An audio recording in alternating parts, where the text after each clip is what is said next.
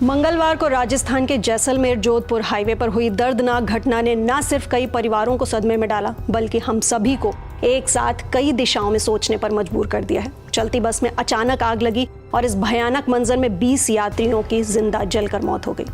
यहाँ आपको बता दें कि ये बस सिर्फ 5 दिन पहले ही खरीदी गई थी। दोपहर 3 बजे ये जैसलमेर से रवाना हुई। हाईवे पर अचानक बस के पिछले हिस्से से धुआं उठने लगा और बस के दरवाजे इसलिए नहीं खुले क्योंकि वो धुएं से लॉक हो चुके थे। ड्राइवर ने समझदारी दिखाते हुए तुरंत बस को सड़क के किनारे रोका, लेकिन नियति को कुछ और ही मंजूर था। लोगों को संभलने का मौका तक नहीं मिला और देखते ही देखते आग ने पूरी बस को अपनी चपेट में ले लिया। मरने वालों में एक ही परिवार के 5 लोगों के साथ एक कपल भी शामिल था जो प्री वेडिंग शूट करा के वापस लौट रहा था। उस वक्त का मंजर कुछ ऐसा था कि यात्री जलते हुए हाथ जोड़कर चीख रहे थे। मौके पर पहुंचे ग्रामीणों से अपनी जान की भीख मांग रहे थे कि हमें बचा लो। ग्रामीण पानी के टैंकर लेकर दौड़े, महिलाएं रोती रहीं, पर आग इतनी ज़्यादा तेज़ थी कि बस के अंदर कई लोग देखते ही देखते कोयले में बदल गए। मंजर का अंदाज़ा इस बात से ही लगाया जा सकता है कि कई शव जलकर बस की बॉडी से चिपक चुके थे।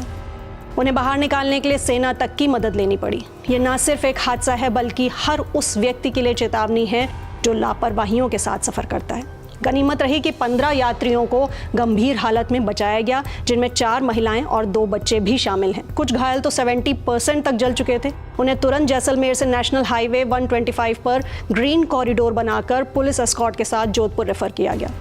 जिला कलेक्टर प्रताप सिंह ने तत्काल चिकित्सा सुविधा और हेल्पलाइन नंबर जारी करने के निर्देश दिए, लेकिन इस त्रासदी का सबसे मुश्किल पहलू है शवों की पहचान। जिला कलेक्टर ने बताया कि कई शव इतने ज़्यादा जल चुके थे कि उनकी पहचान करना मुश्किल है। इसलिए जोधपुर से डीएनए और फोरेंसिक टीमें मौके पर पहुंची हैं। अब मृतकों की पहचान डीएनए टेस्ट के जरिए होगी, जैसा कि अहमदाबाद विमान हादसे में किया गया था।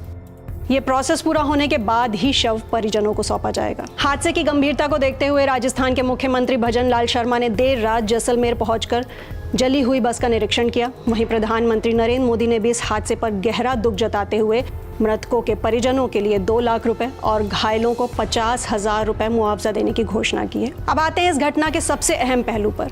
तो बस में पटाखे रखे होने की वजह से इस हादसे की संभावना जताई जा रही है। तो दोस्तों, ये जानना बहुत ज़रूरी है कि पब्लिक ट्रांसपोर्ट जैसे बस, कार, टैक्सी या ट्रेन में पटाखे लेकर जाना पूरी तरह से इल्लीगल है। ये एक्सप्लोसिव एक्ट का सीधा उल्लंघन है। भारतीय रेलवे अधिनियम की धारा 164 के तहत ऐसा करने पर 3 साल की जेल, 1,000 रुपए का जुर्माना या दोनों हो सकते हैं। साथ ही विस्फोटक अधिनियम 1884 की धारा 9B भी इस लाइसेंस विस्फोट रखने पर दंड का प्रावधान करती है। दिवाली का समय है, लोग बाजार से पटाखे खरीद रहे हैं, पर याद रखिए कि सार्वजनिक परिवहन में इन्हें ले जाना पूरी तरह से इल्लीगल है और जानलेवा भी, जैसा कि हमने देखा। इसी के साथ 2023 में देश में सड़क हादसों को लेकर एनसीआरबी की रिपोर्ट पर अगर नजर डालें तो ये संख्या बढ़कर 4,64,029 हो गई है, जिनमें 1.6% की बढ़ोतरी के साथ 1,73,826 लोगों की जान जा चुकी है। ऐसे में यह हादसा न केवल एक त्रासदी है, बल्कि ये हम सभी से एक सवाल पूछती है कि क्या हम अपनी और दूसरों की जिंदगियों को खतरे में डालने वाली इन छोटी छोटी लापरवाहियों को नज़रअंदाज यूं ही करते रहेंगे। सड़क पर सफ़र करती हर जिंदगी की सुरक्षा हम सब की सामूहिक जिम्मेदारी है।